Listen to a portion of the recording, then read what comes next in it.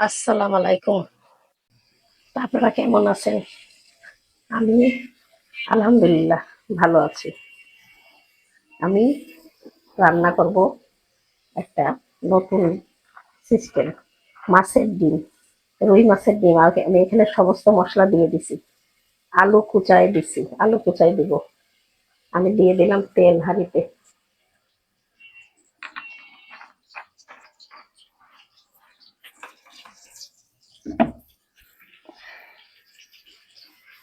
আমি পেঁয়াজটা ভাজি করছি।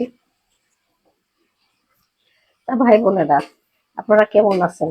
নিশ্চয়ই ভালো আছেন আল্লাহর রহমতে, না? আমিও আপনাদের দোয়ায় ভালো আছি। আমিও দোয়া করি আল্লাহর রহমতে আপনারা সবাই ভালো থাকেন, যে যেখানে আছেন। আমার জন্য দোয়া করবেন।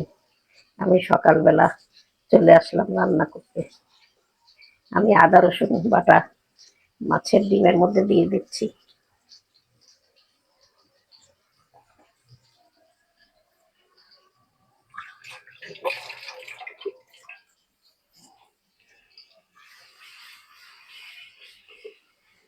পেঁয়াজটা ভাজি করছি, বেশি লাল করব না।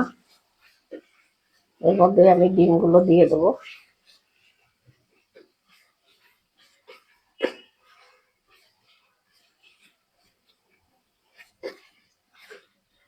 তা ভাই বোনেরা, আপনারা আমার রান্নাটি ভালো লাগে নাকি?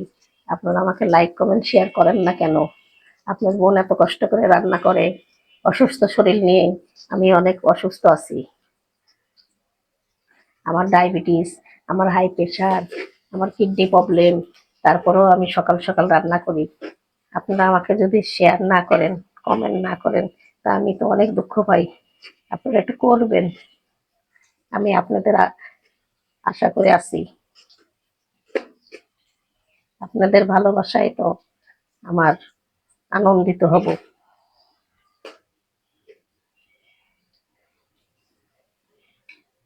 আমি অসুস্থ শরীরে বেশি ভালো কথা বলতে পারি না, এর জন্য আপনারা ক্ষমা করে দিবেন। হয়তো হয়তো বলবেন যে এই মহিলা আবার কেমন কথা বলে, কিন্তু কি করব ভাই বোনেরা, আমার কথাই এরকম। আরো তো অসুস্থ। আমি সব ডিমগুলো এখন এর মধ্যে দিয়ে দিলাম, তেলের মধ্যে মশলা সহকারে। আমি এখন এর মধ্যে নাড়াচাড়া করব, কষাবো। আমি আলু কুচাই দিয়ে ওর মধ্যে একটু ভাজা ভাজা করব। অনেকগুলো ডিম মাছের বেরোয়ছিল, একটা বড় রুই মাছ কিনছিলাম তো, সেটার সাথে ডিম বেরোয়ছিল অনেক বড় একটা। আরেকদিন রান্না করছিলাম, আর আজকে আবার মনে করলাম করে ফেলি।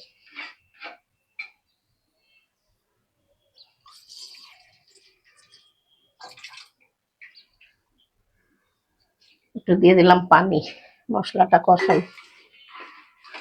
মশলাটা ডিমটার সাথে কষাতে থাকি।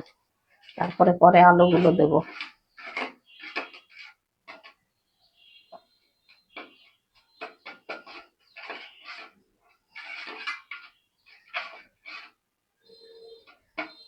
আপনারা আমাকে সাপোর্ট করবেন।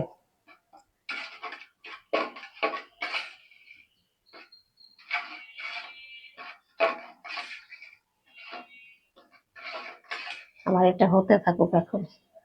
আমি একটু ঢাকা দিয়ে দিই, পরে আমি ডিম এই পরে আমি আলুগুলো দিব। তা আমি এখন দেখি কষানো হয়ে গেছে কিনা। হ্যাঁ, কষানো হয়ে গেছে, সব শুকায় গেছে। আমি এখন আলুগুলো দিয়ে দেবো। তা ভাই বোনেরা, আপনারা আমাকে কমেন্ট করেন, আমি দেখি, খুব ভালো ভালো কমেন্ট করেন।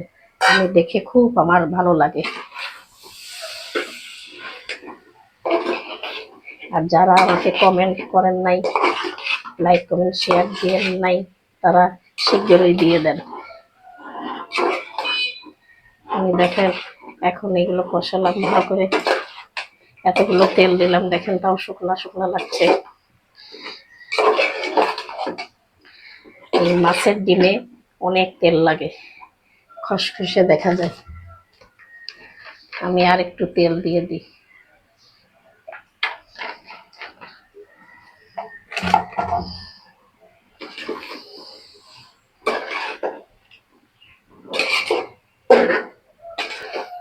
আমি এবার এখন পানি দিয়ে দেব। আমি এখন দিয়ে দিলাম পানি। পানি দিয়ে আমি ঢাকা দিয়ে দেবো, আলুগুলো আর ডিমগুলো গলুক।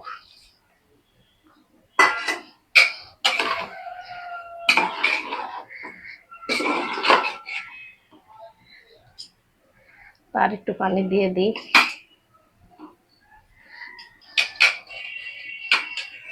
একটু পানি দিয়ে দিই।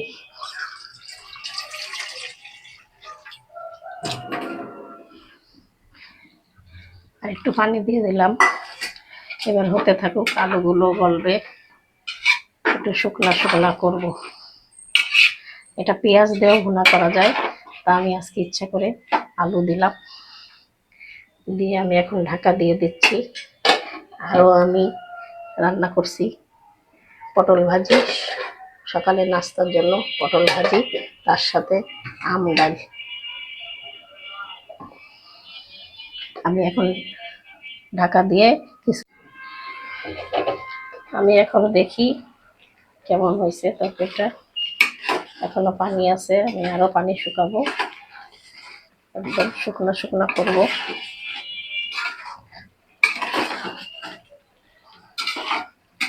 তা ভাই বোনেরা, আপনারা আমার ভিউটা করেন না, লাইক কমেন্ট শেয়ার ও সাবস্ক্রাইব করেন না, সাবস্ক্রাইব করবেন।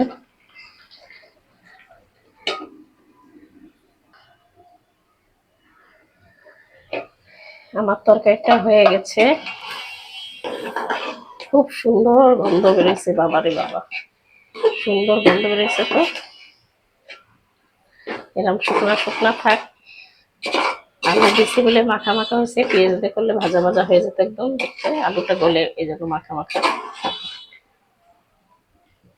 আমি এখন নামিয়ে ফেলবো।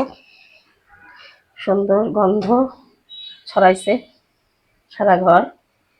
তা ভাই বোনেরা, আপনারা আমার রেসিপিটি ভালো লাগলে লাইক কমেন্ট শেয়ার করবেন এবং সাবস্ক্রাইব করবেন।